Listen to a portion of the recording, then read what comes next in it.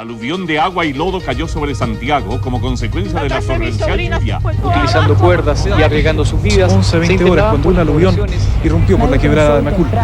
Y como si fuera un doble castigo se abatió sobre los sectores más Todo lo que encontró a su paso. El panorama, como se puede observar, De agua, es de piedra, desolación lodo. y de muerte. Perdió toda mi familia, no parece. Ahora que se me olvide mi mujer. Nada más le puedo decir.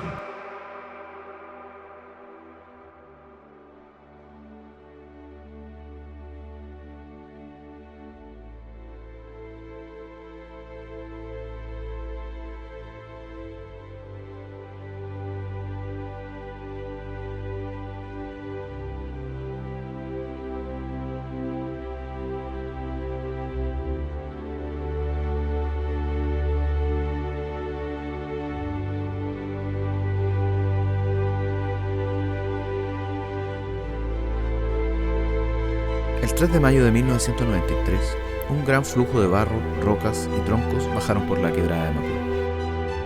El aluvión se abrió paso por el pie de monte hasta arrasar con poblaciones enteras.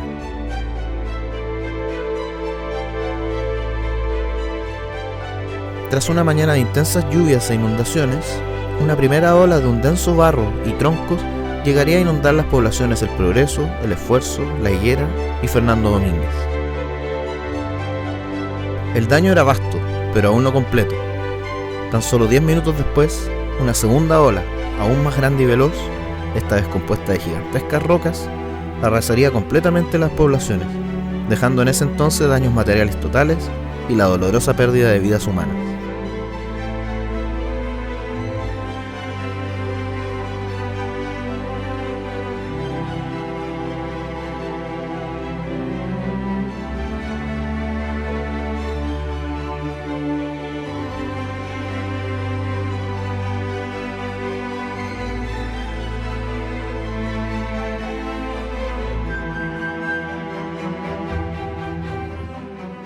La quebrada de Macul, ubicada entre las comunas de Peñalolén y La Florida, es una de las cuencas hidrográficas de donde florece parte de las aguas de la precordillera de Santiago.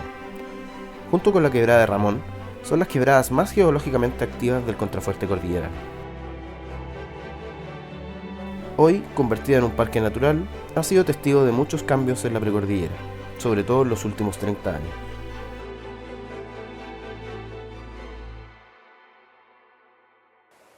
Desde la quebrada de Macul, a 1400 metros de altitud, comenzamos nuestro viaje recorriendo el camino del aluvión.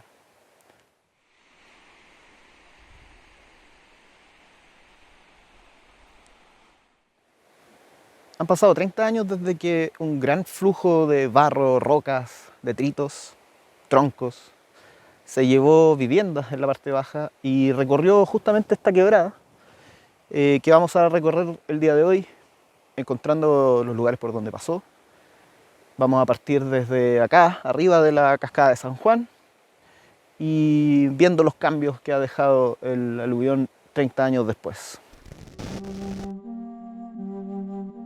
El 3 de mayo de 1993, la quebrada de Macul fue protagonista de uno de los eventos de catástrofe socionatural más importantes del siglo XX en Chile.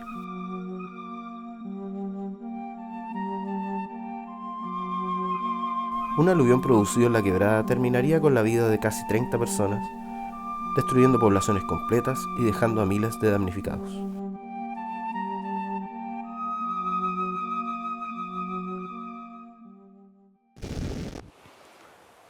La quebrada de Macul es una gran cuenca activa que tiene mucho material suelto todavía y que lo tuvo durante la época del aluvión de 1993, y que, si pueden ver, hay una extensa cantidad de cerros y quebradas que puede atraer material sólido dispuesto a bajar con los aluviones y los flujos de detritos.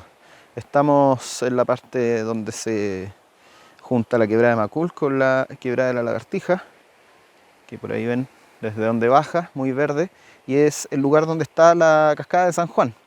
Y justo un poco más abajo de la cascada de San Juan están estos deslizamientos de ladera, en la ladera sur de la quebrada, que puede ser uno de tantos puntos de laderas que se deslizaron y que, como pueden ver ahí, muchas rocas sueltas que fueron bajando junto con los flujos de aluvión en estas grandes lluvias que hubieron el 3 de mayo de 1993 y también en momentos anteriores. Así que vamos a recorrer esos lugares, vamos a bajar y desde aquí vamos a partir el camino hasta los lugares más afectados por este aluvión de hace 30 años.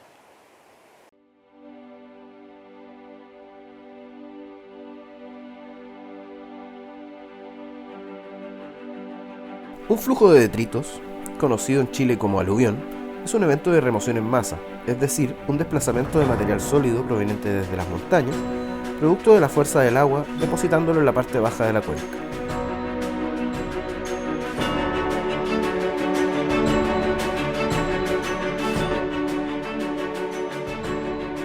Un aluvión es generalmente producido cuando se mezclan varios factores. La isoterma cero tiene que subir más de lo normal. La línea imaginaria que divide la precipitación líquida de la sólida cambia a una posición más alta, lo que hace que caiga lluvia, violenta y pesada, en terrenos acostumbrados a la nieve, produciendo deslizamientos de material no preparado para la fuerza del agua.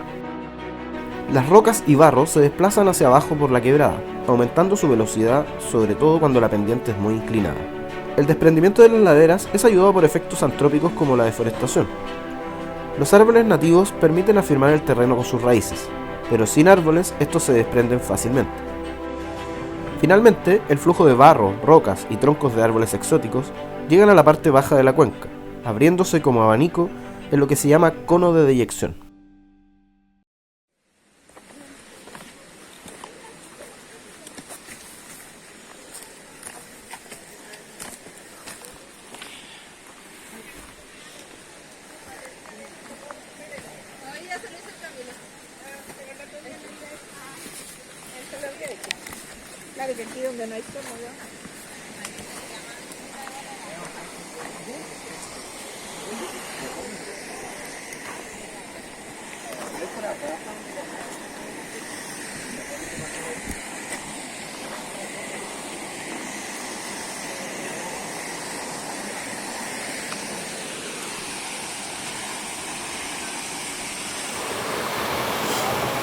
Bueno, finalmente llegamos a la cascada de San Juan y lo interesante es que si uno piensa hace varios años, aquí se hacían pozones, bueno, la gente ponía las rocas para juntar agua, pero el nivel ha ido cambiando.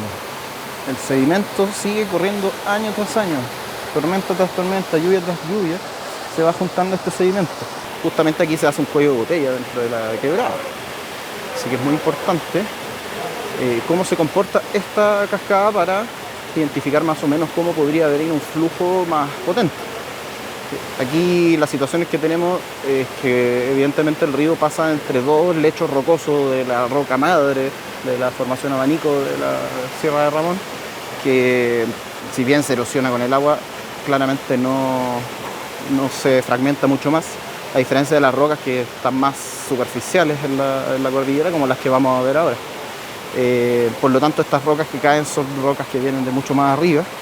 Y como les digo, esto evidencia lo que ocurre año tras año, de cómo va cambiando el lecho.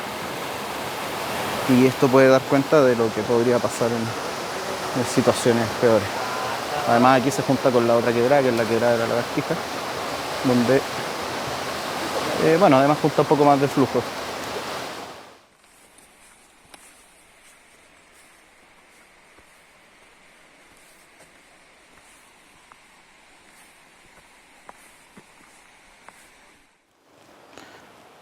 No tuvimos que caminar mucho más lejos para encontrarnos esta situación. Como pueden ver aquí claramente esta roca gigantesca se desprendió no sé cuándo y podemos ver claramente la importancia de los árboles.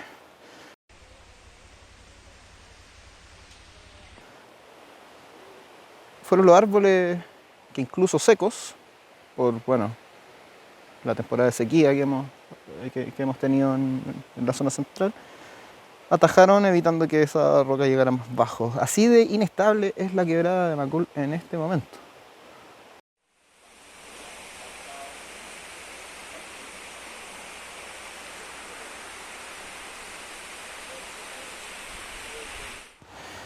Aquí estamos en un lugar emblemático de la quebrada de Macul, para los que conocen. Tenemos este árbol que podemos ver ahí, que está agarrando la ladera, básicamente.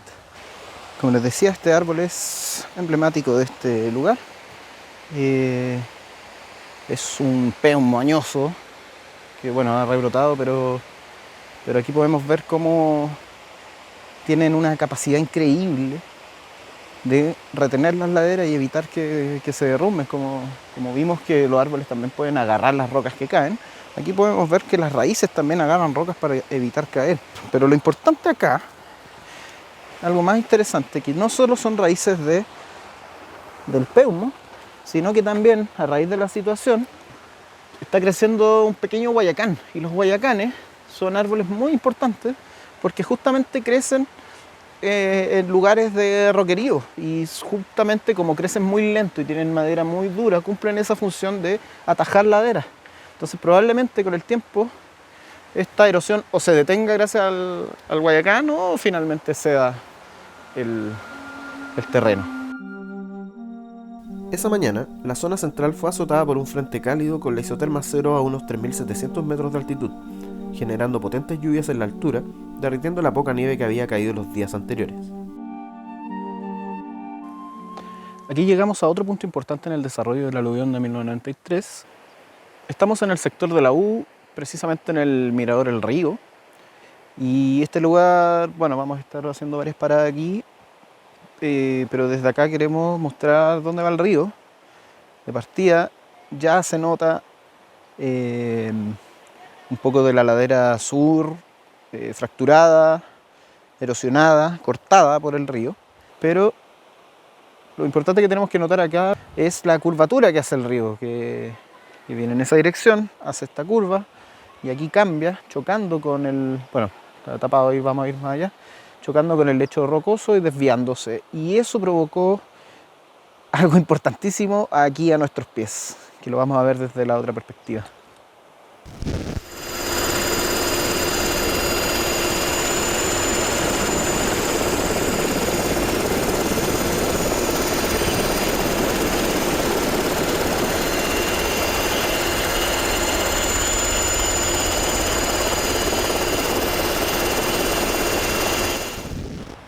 Podemos ver que la quebrada viene en esa dirección y acá hace esta curva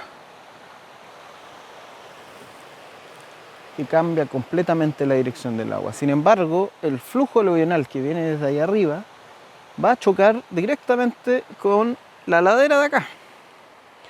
Por potencia, gravedad, por la inclinación del suelo y la velocidad que trae el flujo, hace que eso llegue hasta acá.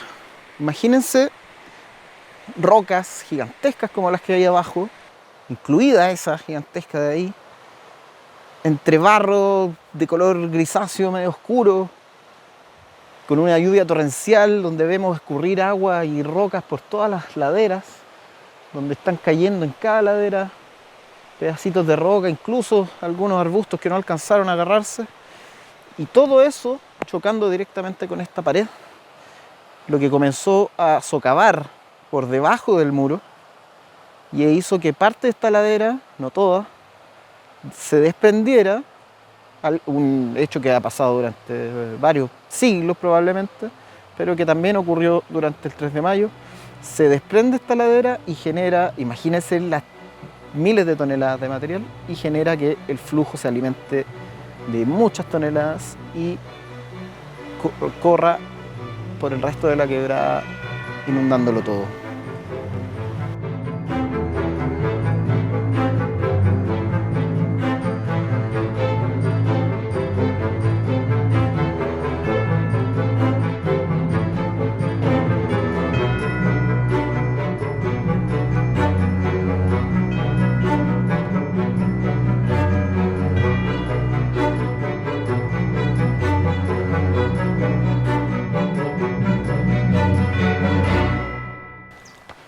Estamos pasando por abajo del corte del cerro. Podemos ver cómo la cordillera misma en algunos casos está formada por distintos eventos aluvionales. Aquí se podría analizar geológicamente toda su composición, pero claramente hay capas y capas y capas y capas de aluviones previos. La cordillera, si bien está subiendo por la tectónica, ¿cierto?, cada terremoto, también al mismo tiempo con la erosión, con las lluvias, va bajando su tamaño y depositándose en las partes más bajas. Y aquí podemos ver parte de esa misma erosión que aún sigue ocurriendo. Con las lluvias próximas, aquí claramente se va a desprender un poco más de ladera que está muy inestable. Ya se ve chorreada, por decirlo de alguna manera, entre los nidos de los pitillos de las golondrinas y tierra que cayó hace poco, por lo menos en los últimos años. No tengo la fecha exacta, pero hace muy poco. Aquí podemos ver la diferencia cómo era la ladera antes y cómo fue después del aluvión. Aquí claramente está este corte que es el socavón. Estamos en el lecho. Tenemos este sedimento gris característico del aluvión del 93. Y justamente estos árboles que están creciendo acá, completando la asociación ecológica desde los romerillos hasta pequeños litres, con algunos espinos por ahí, no tienen más de 30 años. De hecho, probablemente tengan 30 años. Pero vemos cómo la ladera, que venía con una caída bien natural y con árboles, ahí vemos unos primeros litres con las raíces expuestas. No sé si se alcanza a ver ahí. Y finalmente aquí la parte en que el río que venía desde allá choca de forma recta hasta acá y hace que se desprenda toda esa ladera. ¿Qué pasó después? Bueno, todo este flujo tiene que haber llegado hasta alguna parte, así que vamos a seguir bajando hasta encontrar a dónde se fue el aluvión y seguir el camino del aluvión.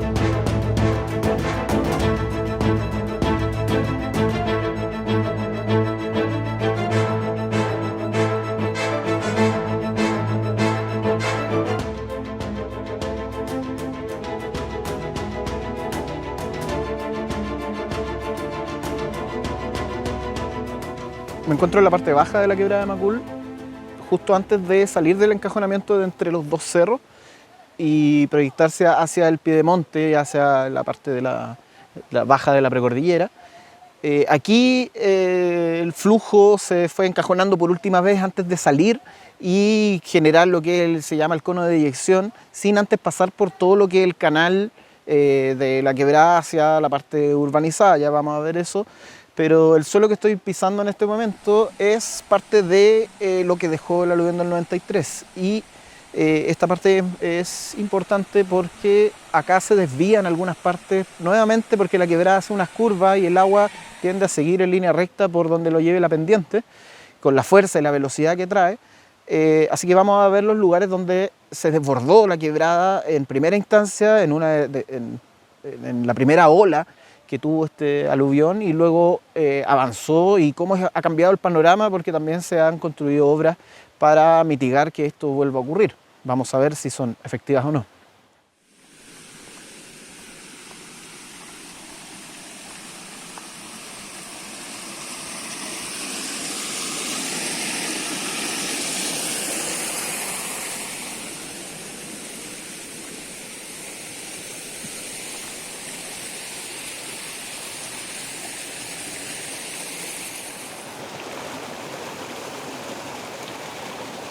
Aquí podemos ver la canalización que se le hizo a la quebrada de Macul para captar agua para consumo humano de la comunidad ecológica de Peñalolén y también para riego de algunos parques de Peñalolén. Todas las rocas que vemos aquí entre medio de esta plantación de eucaliptus fueron dejadas por el flujo del 93.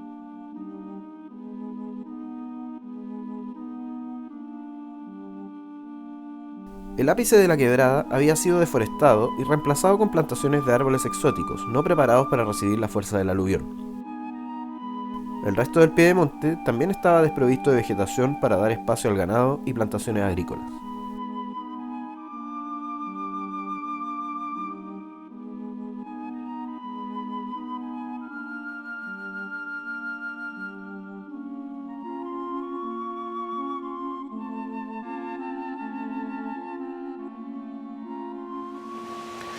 Seguimos el flujo de la canalización, la quebrada de Macul ya seca, va a nuestra izquierda, o sea, hacia el sur. Y aquí estamos llegando a este gran dique que se construyó en los años posteriores al aluvión, con material sacado de aquí mismo. Porque como les comentaba, si bien la quebrada viene por ese sector, como acá era más bien plano y nuevamente la quebrada hace una curva hacia el sur, mucha parte del flujo se vino recto. Entonces se construyó esto para que no ocurriera de nuevo y si es que ocurre de nuevo pasara hacia el sur.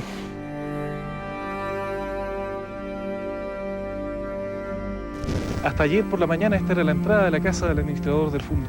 Estos eran los escalones por los que se accedía a la vivienda y esto es todo lo que quedó de ella. 4 personas murieron en este lugar. Entre ellos la esposa del administrador del centro de cultivo de salmones que, previendo el aluvión, intentó refugiarse en este sector. Más arriba, en la piscicultura, todo resultó destrozado por el aluvión que fue adquiriendo más fuerza a medida que arrastraba árboles y rocas. Algunos salmones de los miles que se criaban aquí fueron las primeras víctimas. Varios kilómetros más abajo, decenas de personas y quizás familias completas, de los que no sobrevivió nadie para contarlo, permanecen bajo el barro. Estamos al otro lado del dique. Si bien estas rocas de acá, bueno, me tapa el espino, pero estas rocas de acá pueden que hayan sido removidas para la construcción del dique, todo el resto de acá está tal cual, salvo ese camino que fue rellenado, está tal cual lo dejó el aluvión. Pero esto que tenemos acá, por donde estamos pasando, se ve que aquí hay una canalización que llevaba agua, antes del dique, insisto, a estas piscinas. Y estas piscinas eran la piscicultura,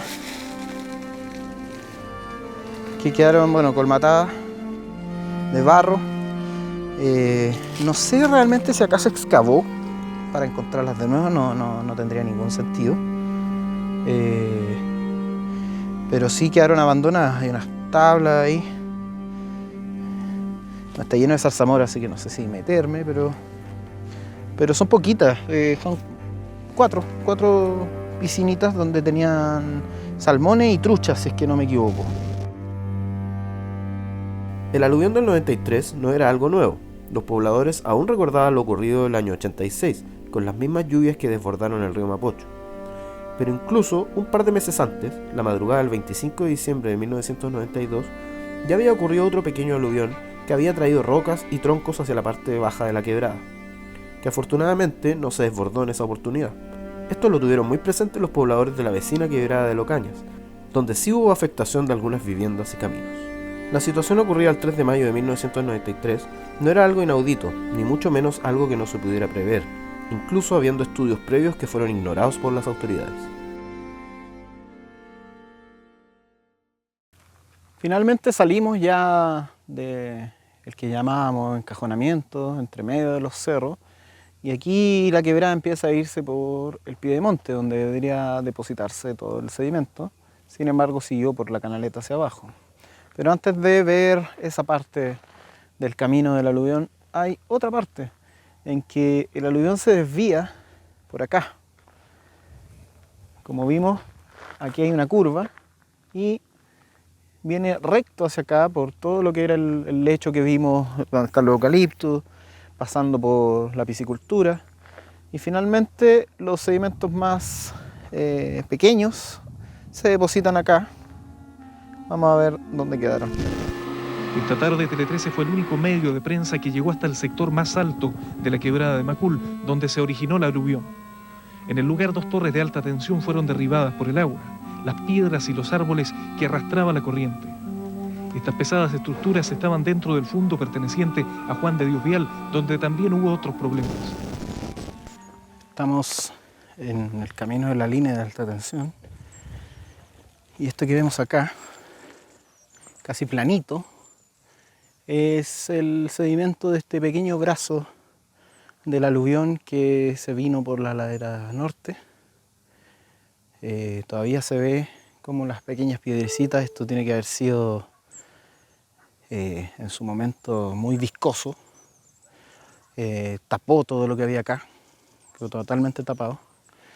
Y este sedimento sigue bajando varios metros, unos cientos de metros hacia abajo. Y como habíamos dicho, la quebrada tiene una curva hacia el sur. Entonces esto es lo que pasó de largo, derecho, hacia abajo, que finalmente llega unos cientos de metros más abajo, donde actualmente hay construidas casas.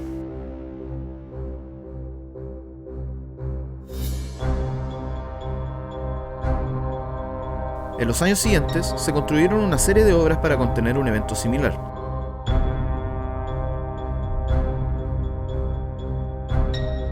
Sin embargo, pese a los esfuerzos, se ha vuelto a construir en áreas de altísimo riesgo.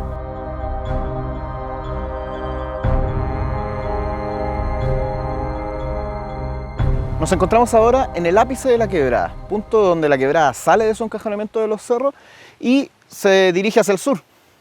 Anteriormente vimos cómo una parte, un brazo del aluvión siguió derecho, siguió de largo, pero ahora vamos a seguir el caudal principal.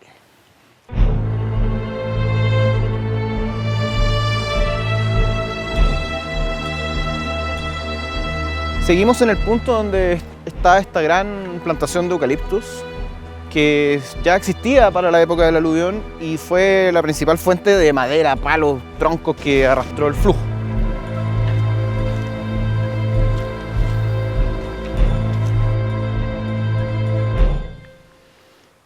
Este tronco enterrado claramente está seco, muy viejo.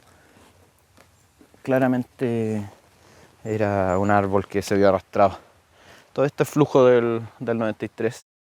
Para que se hagan una idea, este es un banco que dejó la quebrada y tenemos estas rocas gigantescas que son sedimento del aluvión mismo y podemos ver el tamaño de las rocas, ahí podemos ver algunas más, gigantescos, que fueron arrastradas y que llegaron a las viviendas más abajo. De este tamaño, incluso más grande, estamos hablando de los detritos arrastrados en este flujo.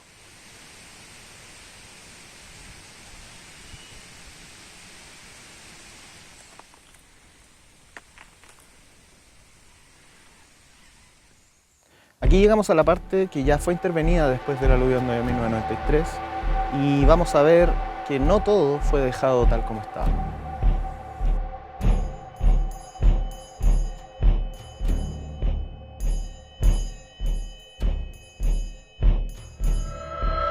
Esta especie de gaviones que pusieron aquí al borde de la quebrada, en una de las laderas, bueno, fue hecho hace poco, como terminación de las últimas obras que se ha hecho en los últimos años. Sin embargo, yo tengo mis dudas sobre la efectividad, ya que esto se suele poner como para evitar que el agua erosione las laderas y se caigan las laderas. Ok, puede cumplir esa función. Sin embargo, en un flujo de detritos, estas rocas están sueltas, están solo puestas ahí. En un gran aluvión, esto podría alimentar incluso el aluvión. Y vamos a ver que varias obras similares se han hecho incluso en el lecho mismo de la quebrada, que al final solamente es comida para el flujo aluvional. Pero seguramente hay expertos que planificaron esto de mejor manera, me imagino yo. Salimos finalmente hacia el pie de monte, terminamos el recorrido interno de la quebrada y llegamos a esta primera vista entre las torres de alta tensión de las piscinas de decantación o decantadores, que son una de las primeras obras construidas luego del aluvión del 93. A bordo de un helicóptero llegó a la zona de Tobalaba con Departamental. Allí vio con sus propios ojos la realidad que invade el sector suroriente. Le pido que nuestra gente sea higuera y siempre sea higuera, que sea reconstituida, que no se acabe la higuera y que lo saquen de aquí. Mi gente no va a salir de aquí, ya lo hemos conversado. Por lo tanto yo creo...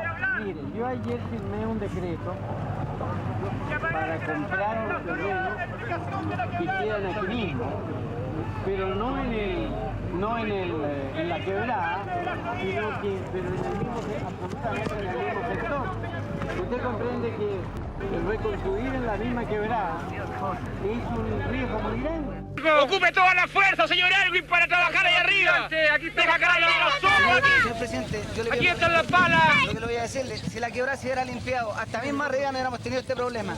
Solamente el gobierno nos dio los medios suficientes como para poder limpiar la quebrada.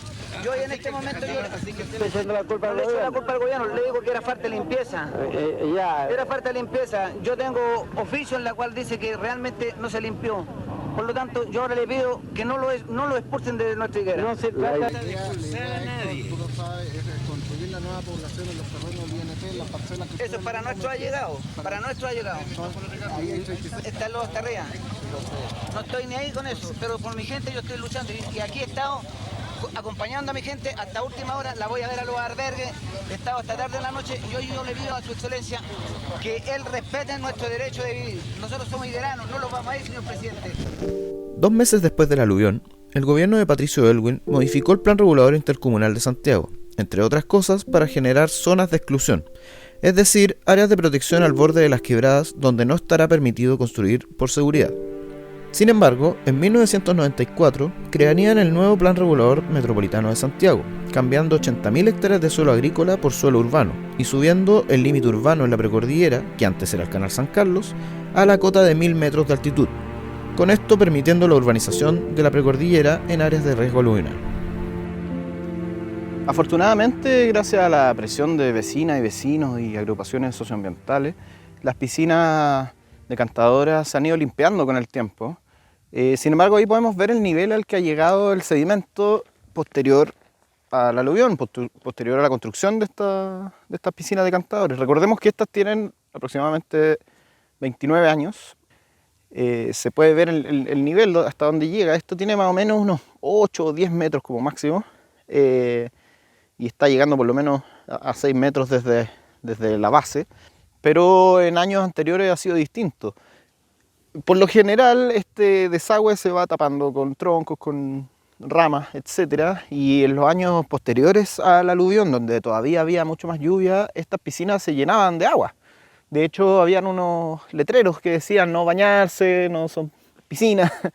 Pero bueno, estaba la costumbre de venir también a la quebrada de Macul como un balneario, así que mucha gente venía a usar las piscinas como piscinas, pero recordemos que son obras decantadoras de los aluviones. Al año siguiente del aluvión de 1993, el gobierno de Chile mandó a construir obras de mitigación para prevenir los efectos de un próximo aluvión. Para ello se construyeron 7 piscinas decantadoras, cuya función es retener los sedimentos que bajan de la quebrada. Así, dependiendo de la magnitud del evento, al llenarse una piscina, se rebalsa y pasa a la siguiente, hasta detener completamente el flujo. Las piscinas fueron construidas para retener un flujo similar al del año 93. Sin embargo, los expertos han calculado que el evento de hace 30 años representa aproximadamente solo 1/3 de lo que podría generar esta cuenca. por lo que en el peor de los casos las piscinas solas no aguantarían. Por esto es que se planteó en la misma época aprovechar una hondonada natural al sur de la quebrada para desviar el flujo principal y que escurriera por el piedemonte, en ese entonces sin viviendas. Pero esta obra no se hizo, asumiendo que las piscinas serían suficientes para detener un aluvión. Cuando se terminaron de construir las casas en esta zona de altísimo riesgo geológico, pusieron en marcha la excavación de una hondonada artificial, que evitara justamente que el flujo bajara por el piedemonte y se encontrara con las viviendas, sacrificando un extenso bosque nativo para protegerlas. Hasta ahora, la hondonada está construida, pero aún no existe un canal que desvíe el flujo desde la quebrada hacia el hoyo, por lo que por ahora funcionaría de manera inversa, desviando el flujo desde la quinta piscina hacia arriba para llenar la hondonada. Entonces, ¿cómo funciona? El sedimento del flujo aluvional debería subir, ¿cierto? Y dejar pasar lo líquido, lo más liviano por el orificio, por el túnel. Y finalmente esto se va llenando, deja pasar un poco por ese pequeño vadén de ahí y va dejándolo pasar de a poco. Eso detiene el flujo. Si continúa la fuerza del aluvión, esto se pasa el nivel, ¿cierto? Y sigue hacia el siguiente decantador y se repite el proceso por lo menos 7 veces más, ya que son 7 las piscinas, y vamos a cruzar la primera.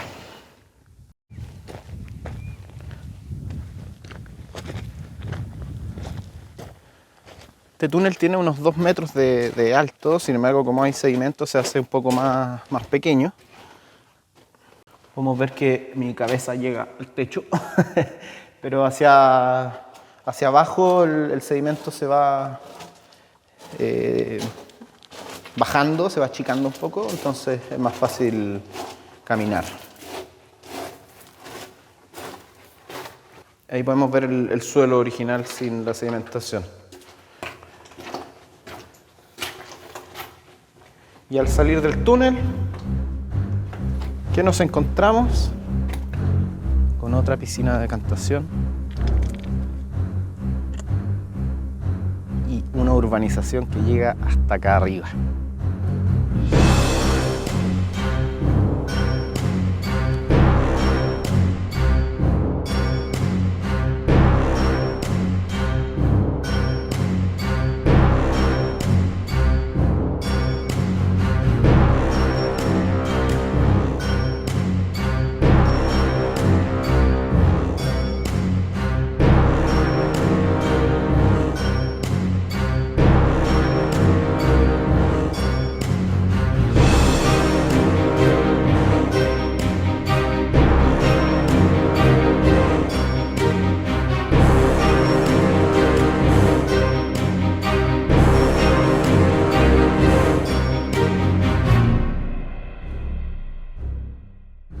Los vecinos y vecinas de la precordillera, en los meses y años posteriores al aluvión, se organizaron para defender la naturaleza del piedemonte e impedir la construcción de viviendas en estas áreas de riesgo, formando la Unión de Juntas de Vecinos de la Precordillera, o Red Cordillera en corto, compuesta por 11 juntas de vecinos y organizaciones de Peñalolén, La Florida, Puente Alto y San José de Maipo.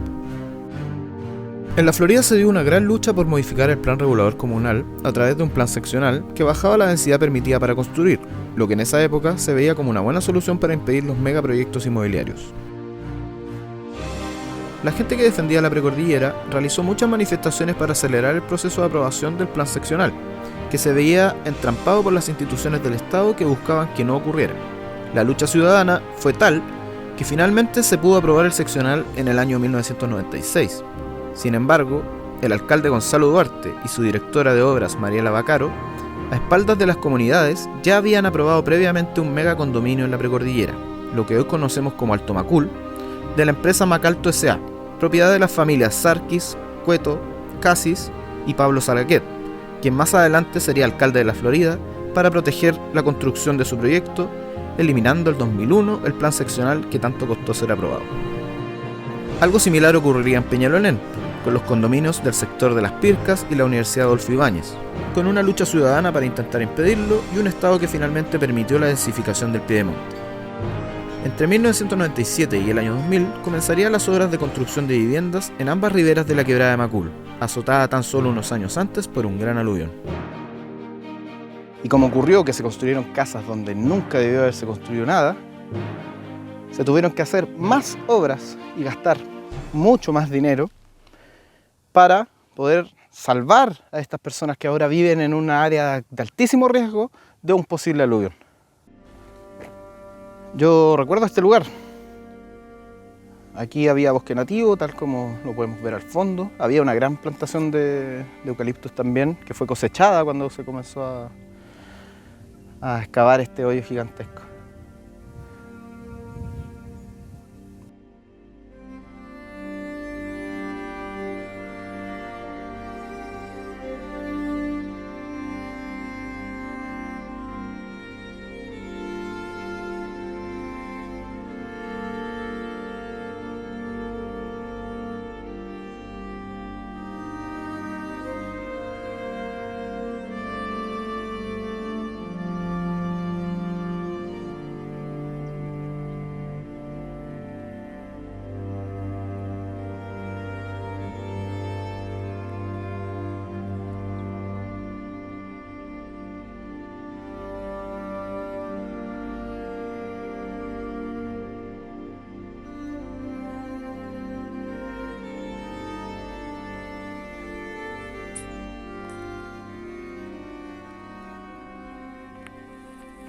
De verdad es impresionante la cercanía de la quebrada a las casas.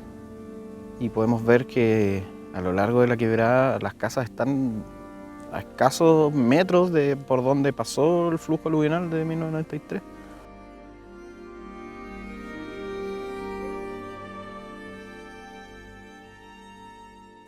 Estamos entonces en la cuarta piscina de decantación, entonces se colmata esta, pasa de largo, debería chocar con la quinta piscina de decantación y ahí debería devolverse el flujo y llenar ese gigantesco agujero que vimos más atrás. Pero por la pendiente que tiene, hecha aparentemente a propósito, no creo que accidentalmente, el peso de las rocas, de los detritos, del barro, del agua, no va a hacer que el agua se devuelva hasta allá, sino que va a bordearse, va a salirse por los lados, bueno, por arriba de la quinta piscina, que de hecho no es la más alta tampoco. En la siguiente le construyeron un muro extra. Y bueno, al lado norte se subió el nivel del camino un par de metros, pero eso solo haría que no pase hacia ese lado, pero sí que siga su camino hacia abajo. Entonces, la verdad, esto lo hemos conversado con distintos especialistas y nadie entiende realmente cuál es el beneficio de esta obra. Y para conversar sobre esta situación estamos con el subsecretario de Obras Públicas, el señor Juan Enrique Miquel. Señor Miquel, la gente también, una de las preocupaciones que tiene justamente los trabajos están realizando no solo acá, sino que en diferentes partes de Santiago y también del país. ¿Qué sucede realmente? Bueno, en este momento la tarea principal que el Ministerio de Obras Públicas, a través de la Dirección de Vialidad, con algún apoyo de riego, tiene encomendada, es regular el cauce de la quebrada de Macul, que quedó enteramente borrado por el aluvión. Hay trabajos en 3 frentes diferentes. Acá tenemos a unos 800 metros la intersección de lo que es el canal San Carlos con la quebrada, lo que nos permite regular el cauce y ver las necesidades de intervención en la rotonda departamental. Y en la parte superior, a 1,5 kilómetros aproximadamente, se han hecho hoy día trabajos de encauzamiento para orientar en su curso normal este canal de agua que se cerró y una pequeña regulación controlada que hay acá por el peligro de crecida, que ocasionan las lluvias que pueden esperarse todavía en la noche. Estamos ya en la sexta piscina y aquí de verdad me surge una duda, porque aquí construyeron un muro hace un par de años como para levantar un poco la piscina decantadora, que igual ya se ve colmatada de sedimento en la parte baja, pero se ha limpiado. Ahora la pregunta es, ¿ese muro no debería ir en la quinta piscina probablemente para retener más el sedimento y que se devuelva hacia el pozo? ¿Se habrán equivocado? O porque así es que están admitiendo que eso no va a aguantar y la sexta piscina va a tener que hacerse cargo de retener el resto.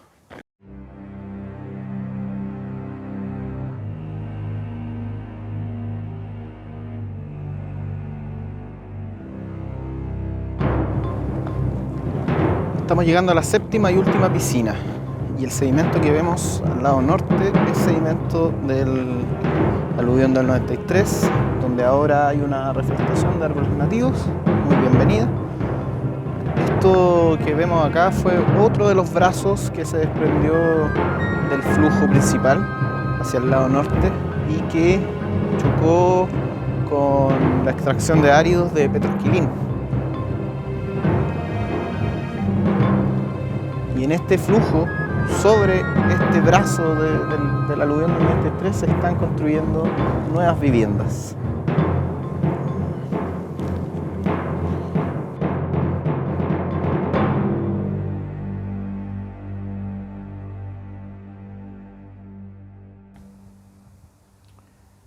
Un poco contraluz, pero se aprecia la reforestación y las casas construidas sobre uno de los brazos del flujo aluvional del 93. Sin embargo, al otro lado de la quebrada también hubieron otros pequeños bracitos, incluido acá una acumulación de detrito y en realidad un barro un poco más, este barro denso, sin tantas rocas, que ocurrió exactamente donde ahora hay un colegio y un jardín infantil. Ya estamos abajo de la séptima piscina, la última construida, y de aquí en adelante vienen estos pequeños diques de roca que de alguna manera han actuado como decantadores. Estos probablemente no han sido limpiados en muchos años y actúan como decantadores. Si se fijan, hay un nivel de sedimento que ya llega a estas rocas, pero una vez más estas rocas están sueltas en un flujo aluvional de detritos grande con mucha lluvia. Ni siquiera es necesario que se provoque un aluvión ahí arriba, sino que las mismas laderas pueden ir acumulando el agua suficiente para desplazar estas mismas rocas hacia abajo. O sea, una vez más, estos diques están pensados en agua, no en un flujo de detrito, en un aluvión. Igual si se fijan, la quebrada es mucho menos ancha aquí que lo que era allá arriba. Y aquí estamos llegando casi al canal Las Perdices, donde se hace un cuello de botella.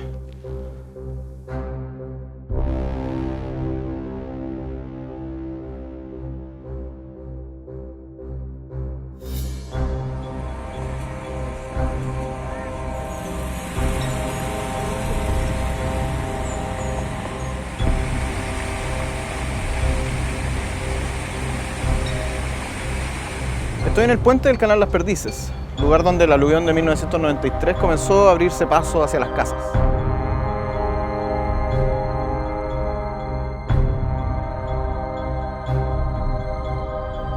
Desde aquí comenzamos el último tramo del camino del aluvión.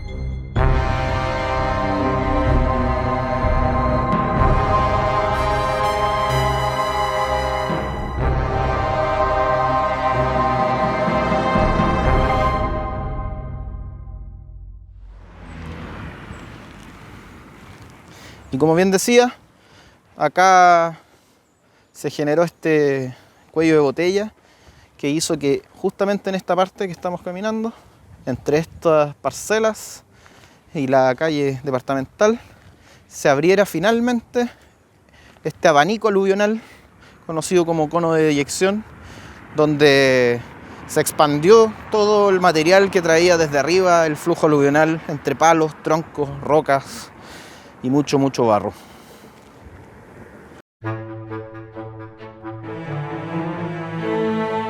El 3 de mayo de 1993, fuertes lluvias azotaron la zona central de Chile. A eso de las 10 de la mañana comenzaría a llover fuertemente y los canales Las Perdices y San Carlos, que cruzaban la quebrada de Macul, se repletarían de agua. En tan solo unos minutos, las calles que bajaban de la precordillera ya estaban anegadas. A eso de las 10:33 de la mañana, una primera ola de al menos 1 metro de alto bajó de la quebrada a unos 15 km por hora, arrastrando un barro denso y viscoso, junto con troncos de eucaliptus sueltos y muchas rocas y piedras de máximo 1 metro de diámetro. Esa primera ola rebasaría por completo el lecho de la quebrada, provocando que el flujo se expandiera en distintos brazos en la parte alta.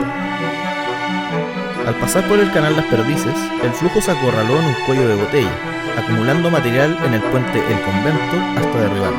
lo que provocó una expansión del material de aproximadamente 300 metros de ancho en la parte baja, chocando con las viviendas de la población El Progreso y parte de La Higuera y Fernando Domínguez. El resto del líquido se abrió paso por las calles, arrastrando vehículos pesados, bajando principalmente por la avenida Departamental. Tan solo 10 minutos más tarde, una segunda ola bajaría de la quebrada, logrando hasta 4 metros de altura en el centro de la misma, esta vez con rocas de mucho mayor tamaño, de más de 3 metros de diámetro, acompañada de troncos de eucaliptos arrancados desde su base. Al ser un flujo de detritos más pesado, se movió por el centro de la quebrada aproximadamente a 30 km por hora, chocando con lo que quedaba de las casas del Progreso y derrumbando por completo las casas más cercanas al lecho de la quebrada de las poblaciones Fernando Domínguez y La Higuera. Todo lo arrastrado por el barro daría a parar al canal San Carlos, donde se acumularían los troncos junto con los escombros de casas y, lamentablemente, cuerpos de humanos y animales arrastrados por el flujo. Terminado el paso de ambas olas, el agua continuaría corriendo por las calles Departamental y María Angélica, mientras comenzaban las operaciones de rescate.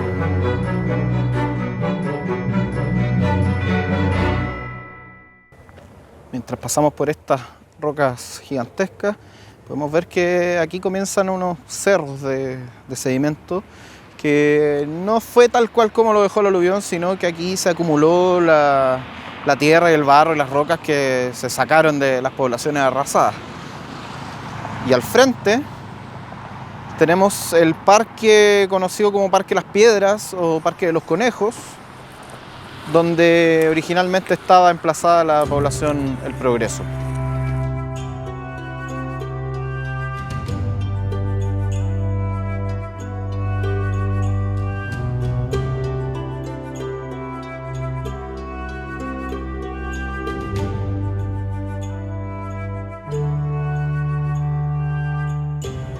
Acompañado del sonido de las loicas, llegamos aquí al Parque de las Piedras,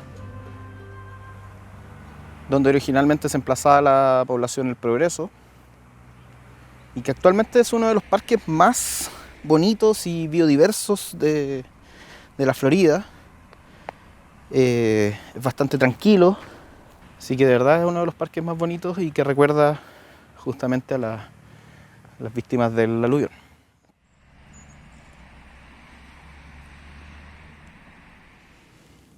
Este era más o menos el nivel original de la quebrada y vemos que el resto ya es sedimento del aluvión.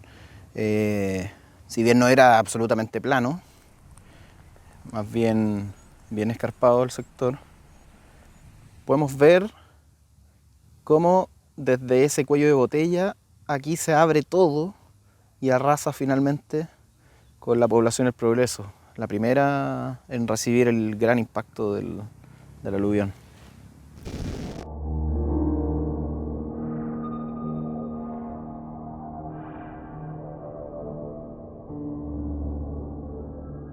La población El Progreso no era una toma de terreno como se ha hecho creer todos estos años. Los pobladores eran propietarios y los terrenos estaban regularizados por el Estado, pese a estar emplazados en el lecho secundario de la quebrada. Sin embargo, las casas eran de material ligero, autoconstruidas y con calles de tierra llenas de grandes rocas que ya alertaban sobre su posición junto a la quebrada. Por ello, los pobladores vecinos le llamaban Población Las Piedras.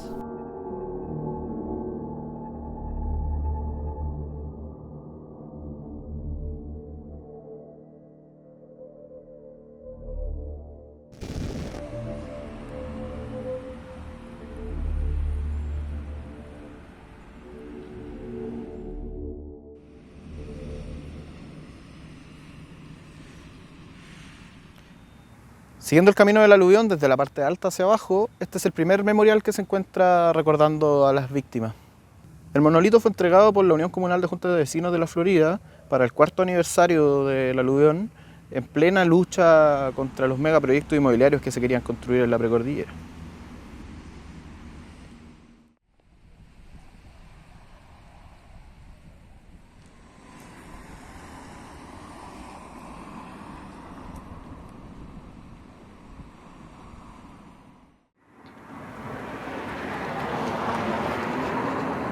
El camino de las Perdices era el único camino para entrar a las poblaciones construidas en este sector de la Florida.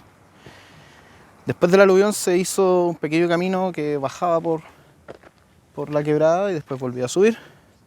Y después se construyó este badén. Han pasado muchos presidentes, muchos alcaldes, todos han prometido construir un puente elevado para permitir el flujo del agua, del barro de un posible aluvión, y hasta la fecha aún no existe. Que es un badén, ni siquiera es un puente. Un posible aluvión tendría que pasar por esos dos pequeños tubos de ahí que ya están tapados, y que se van limpiando de vez en cuando, pero se van tapando también fácilmente. Y de vez en cuando en los inviernos esto siempre se llena de agua, siempre se inunda. Porque claro, esto es un dique, básicamente es una represa. Entonces se junta mucha agua aquí y esto se termina por inundar y aquí se hace una pequeña cascadita.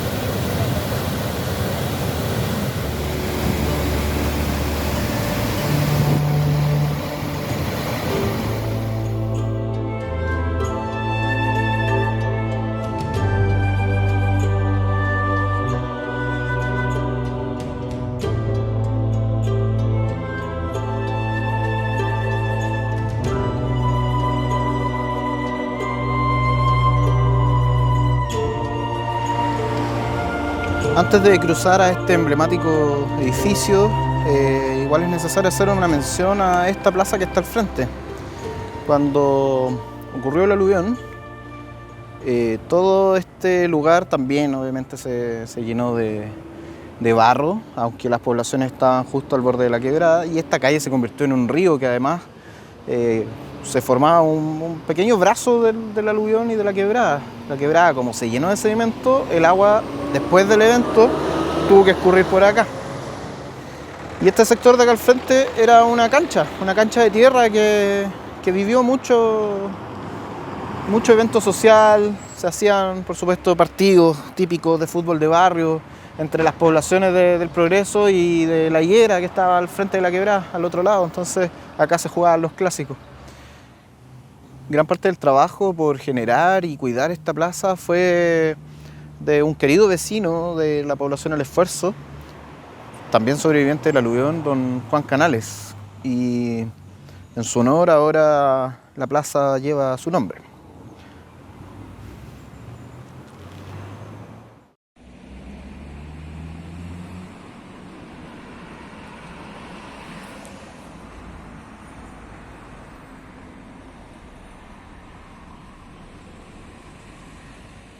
Al frente tenemos la población El Esfuerzo, otra de las poblaciones afectadas por el aluvión, principalmente en esta esquina, donde, como les comentaba, la calle María Angélica se convirtió en un río y la calle llegaba hasta la esquina de allá nomás, así que luego de eso venían parcelas, más bien áreas de cultivo bien grandes, que recibieron gran parte también del flujo aluvional.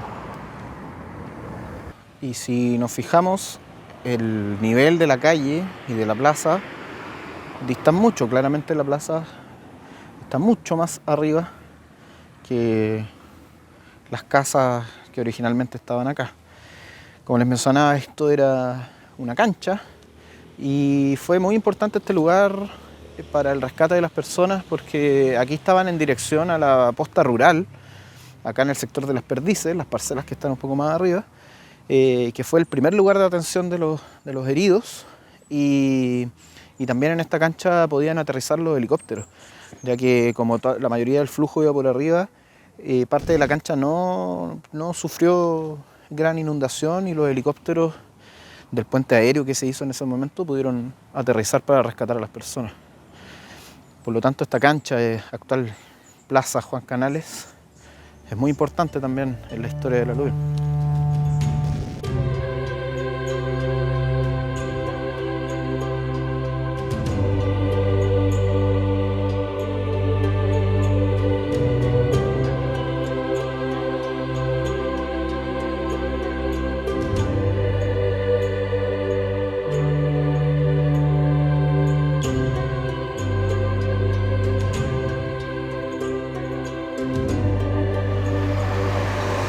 Y así, inevitablemente, tenemos que llegar a este emblemático lugar.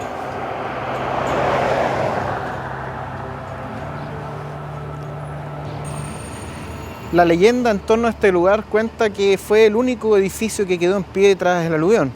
Y la verdad es que no fue tan así, porque igual habían otros edificios, aunque bastante afectados, que se pueden ver en las imágenes de archivo que todavía estaban en pie al borde de la quebrada y al costado de la iglesia. Sin embargo, sí jugó un rol muy importante, ya que como está en esta posición perpendicular al flujo del aluvión que venía desde acá, desde lo que ya vimos, la población El Progreso, logró parar un poco el flujo y darle tiempo de evacuación a las personas que estaban al otro lado de la iglesia. De todas maneras, los días posteriores también jugó un rol muy importante como albergue de las personas, entre otros albergues que habían en la comuna, por supuesto, pero sí sirvió para refugiarse. Así que, de todas maneras, vive la leyenda de la iglesia de Santa Teresita, que hoy conocemos como el Centro Intercultural Quebrada de Macul. Más arriba, una de las pocas construcciones que seguía en pie era la parroquia de Santa Teresa. En su interior se supone que yacen sepultados bajo el lodo los cadáveres de una anciana y de un menor.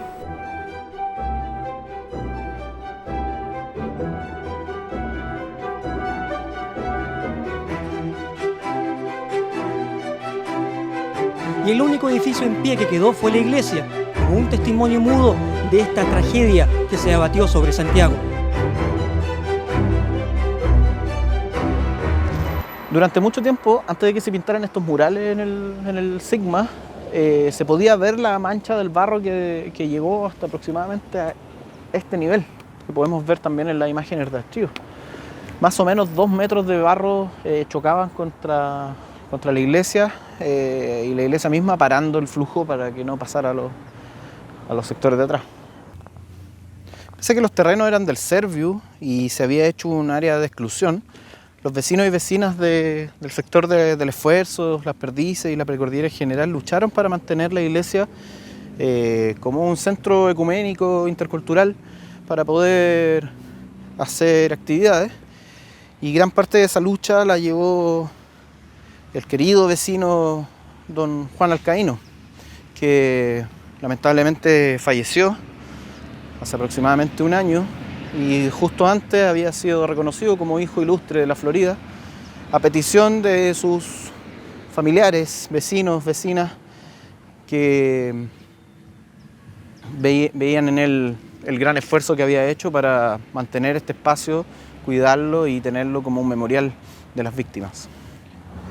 Y aquí mismo en el Sigma podemos encontrar el principal monumento que recuerda a las víctimas, con los nombres de las 23 personas que fueron identificadas y que eran vecinos y vecinas de las poblaciones El Progreso, Fernando Domínguez, El Esfuerzo y La Higuera. Al final del primer día del desastre se lograron recuperar 9 cuerpos de personas fallecidas y existían oficialmente 87 denuncias de personas desaparecidas. Esto debido a los grandes problemas de comunicación y desplazamiento que provocó el aluvión, que impedía saber a las vecinas y vecinos si sus familiares y amigos se encontraban vivos o bien. La gran mayoría de ellos estaría finalmente en los varios albergues que se habían habilitado en la comuna, principalmente en el Colegio Locañas y Nuevo Amanecer, los más cercanos al lugar. Las cifras oficiales respecto a las víctimas del aluvión hablan de 26 personas fallecidas, constatadas por el Servicio Médico Legal, y 8 desaparecidos contados por la Municipalidad de La Florida. Sin embargo, el memorial del aluvión recuerda históricamente solo a 23 personas. La memoria histórica de los pobladores nos cuenta que no quedó ningún desaparecido, ya que se hicieron los esfuerzos en el momento hasta encontrar a la última persona que los vecinos y vecinas buscaban. Pero de todas maneras existe confusión respecto a las cifras. El misterio de las cifras disímiles permanece hasta ahora.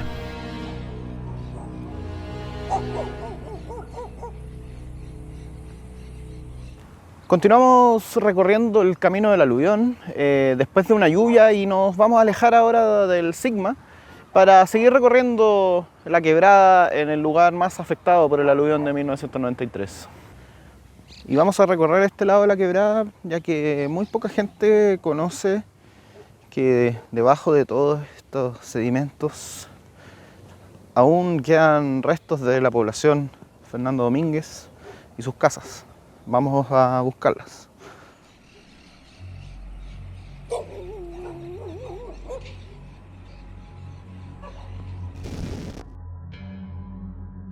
La población Fernando Domínguez tampoco era una toma, sino que incluso fueron casas de material sólido construidas por el Estado a través del Serviu en un lugar de altísimo riesgo, en pleno borde de la quebrada.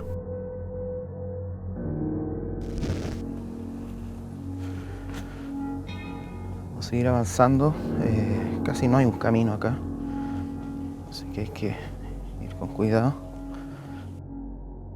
Aquí podemos distinguir dos estratos, dos capas bien claras. Una con rocas bastante grandes, más claritas incluso, que vendría siendo el depósito del aluvión del 93. Y a partir de, no sé si se fijan más o menos, de esas rocas de ahí, empieza el depósito de la limpieza que hicieron.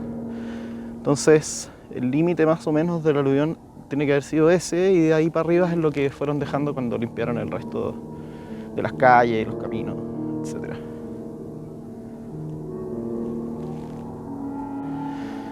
Entonces, tomando eso en cuenta, tenemos esto. Aquí encontramos los radieres originales de las casas de la población Fernando Domínguez. Entonces, si ese es el radier, ese es el piso de la casa, más o menos este más o menos era el piso, el nivel de la quebrada.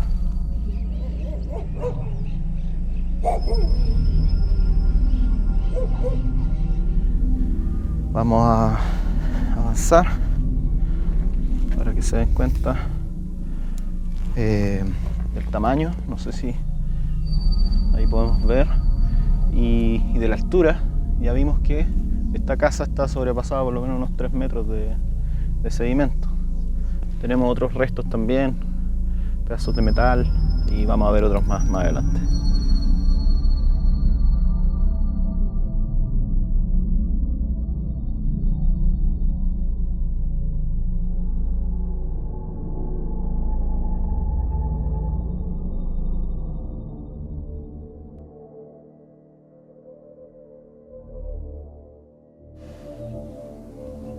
Aquí seguimos avanzando y podemos encontrar ya otro tipo de restos. Aquí también una cerámica de lo que podría haber sido un baño, una cocina.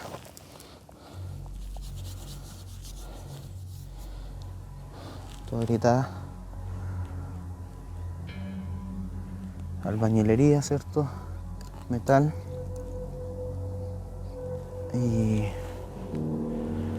acá tenemos el piso.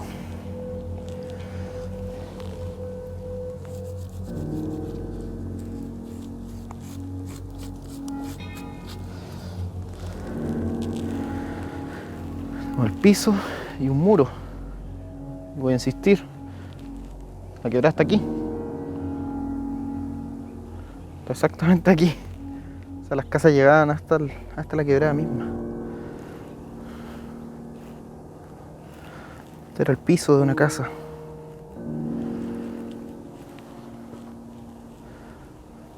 Ahí hay otro, baldosa.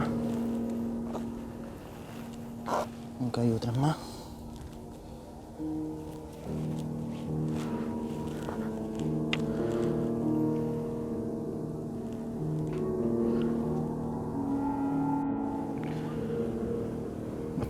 Bueno, ahora estoy sobre estos 4 metros de sedimento. Allá abajo se alcanza a ver uno de los primeros radios que vimos.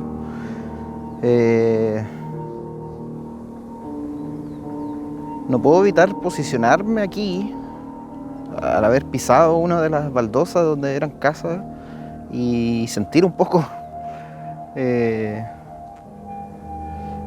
como debe haber sido haber estado acá y ver justamente estas mismas paredes de rocas, pero moviéndose en dirección a las viviendas.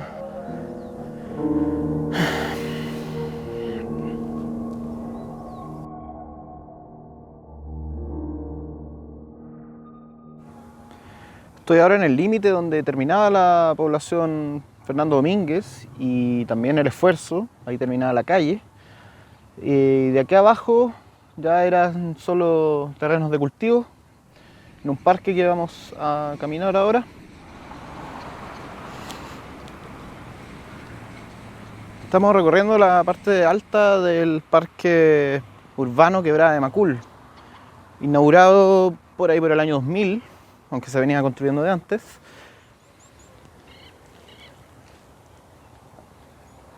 Es un parque bien bonito, bien amigable, con hartos árboles nativos, que a su vez es el principal área verde que tiene el sector de la población Santa Teresa, que se construyó después del aluvión.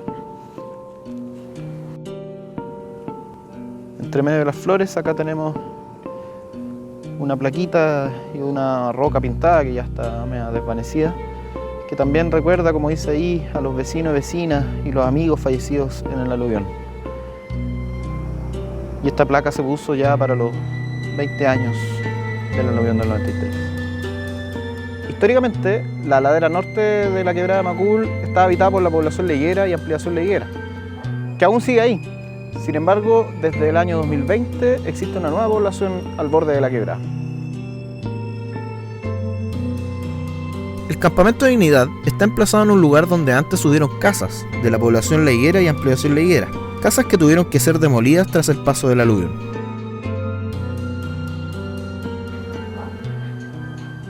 La toma de Dignidad se instala el 2020, a principios del 2020, todavía en contexto de revuelta popular, principalmente por pobladores de Peñalolén y La Florida que buscan evidentemente una solución habitacional, en su mayoría llegados.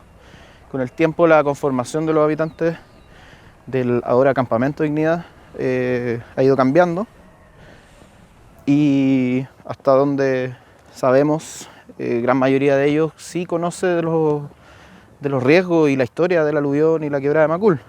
Sin embargo, las poblaciones migrantes que han estado llegando desconocen un poco esta parte de la historia y es muy importante que estén informados de los riesgos de vivir acá.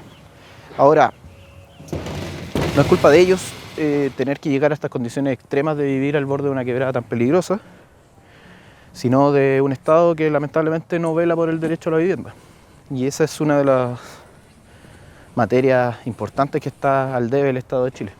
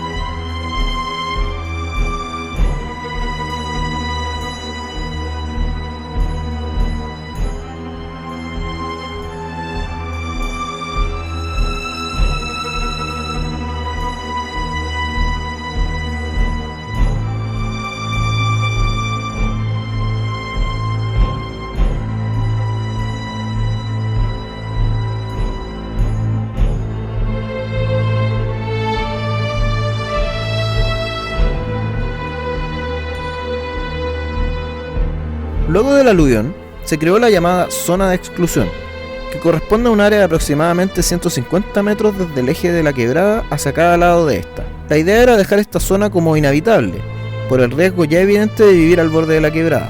Sin embargo, muchas familias, tanto en La Higuera como en El Esfuerzo, lucharon para poder permanecer en sus hogares. El desarraigo de ser trasladados a poblaciones de emergencia o a nuevas viviendas es muy grande.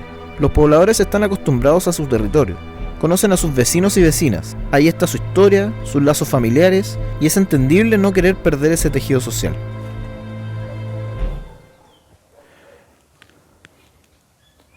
Gran parte de la población liguera está actualmente en la zona de exclusión. Sin embargo,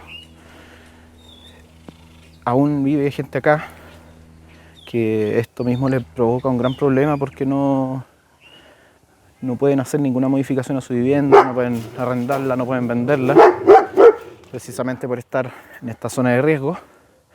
Pero al mismo tiempo el Estado se ha demorado demasiado en hacer obras que defiendan de alguna manera a estas poblaciones, a estas personas que nunca quisieron salir de su territorio. Mientras que ya vimos anteriormente que se han hecho grandes esfuerzos para proteger las casas que fueron construidas después del aluvión y que nunca debieron haberse construido. Han habido algunos proyectos de construir un gran parque fluvial en la quebrada de Macul, en el sector donde está la higuera, entre medio de la higuera y lo que era la población Fernández Domínguez y el Progreso. Sin embargo, gobierno tras gobierno, esos esfuerzos quedan entrampados en la burocracia y no han visto la luz. Esperemos que esto siga avanzando y se pueda lograr algo. Comprenderán que estas rocas no están puestas ahí por decoración. Todas estas rocas son sedimentos dejados por el aluvión del 93, incluido esa grande de allá. Así que aún hay registros aquí mismo en la población de lo que pasó hace 30 años.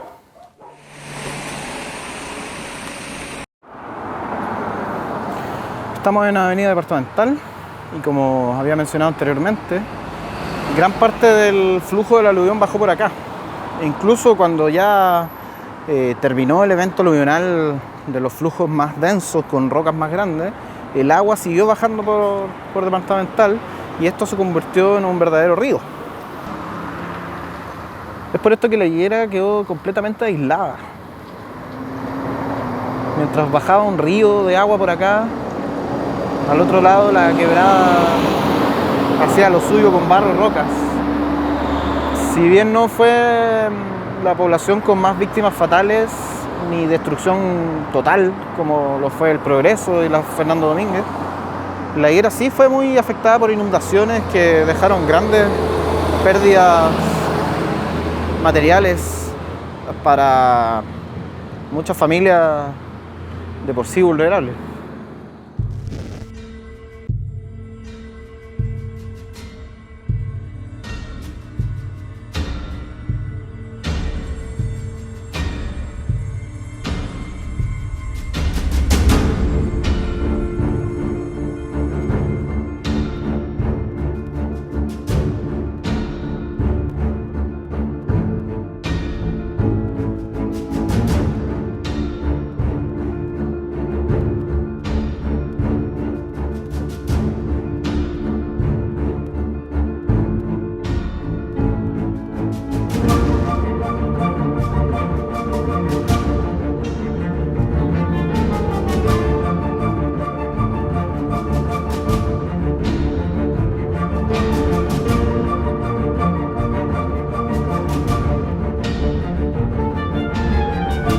El flujo del aluvión de la quebrada de Macul ya se había esparcido en el cono de eyección, este abanico aluvional, y el resto siguió bajando por la quebrada.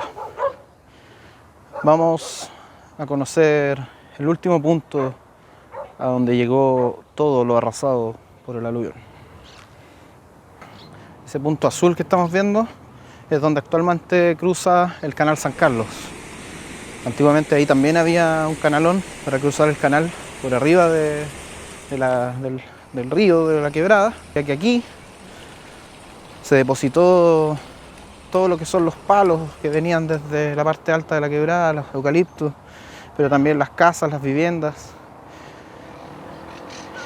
y las personas que lamentablemente terminaron sus vidas en este punto. Aquí estamos en la parte baja del parque, donde termina el parque y donde está la avenida Tobalaba.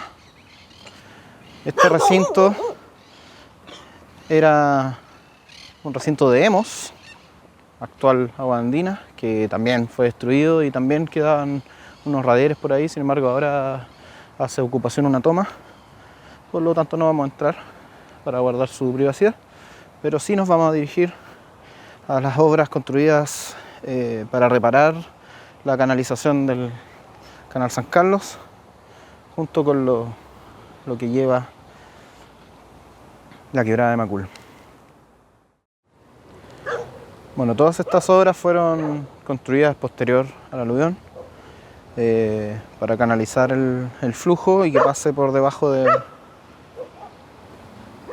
del canalón construido nuevo. Pero este punto, recordemos, estaba lleno de barro y rocas y un montón de escombros. Este punto, que bueno, ahora acumula un montón de basura lamentablemente, fue donde finalmente paró el flujo aluvional y desde aquí en adelante ya se convierte en un flujo más normal de barro y agua más líquido. Es bastante profundo, así que no voy a bajar. Pero sí vamos a llegar hasta el fondo, o sea, hasta el final, digamos, donde vemos un tubo de gas, si no me equivoco. Y allá se alcanza a ver los autos pasando, los techos del auto. Está el actual puente de Tobalaba.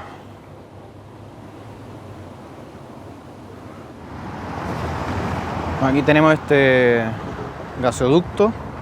Al fondo se pueden notar un poco los ladrillos antiguos de las construcciones originales. Y bueno, y el canalón nuevo que cruza la quebrada.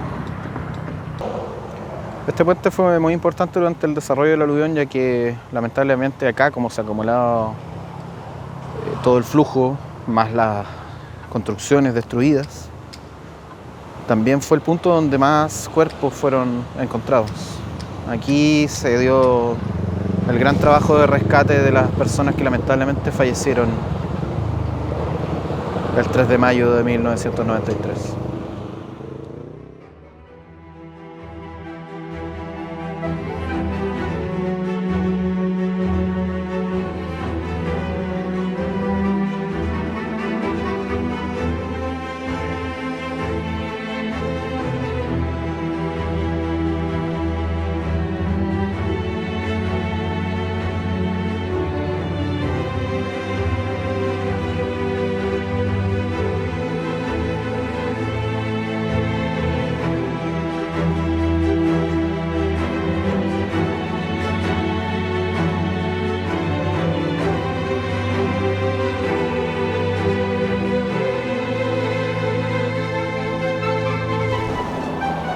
Finalmente en este lugar termina de avanzar el flujo de detritos por la quebrada de Macul. Y aquí, con la memoria de nuestros amigos y amigas, vecinos, vecinas y familiares que fallecieron en este desastre socionatural, concluye el camino del aluvión.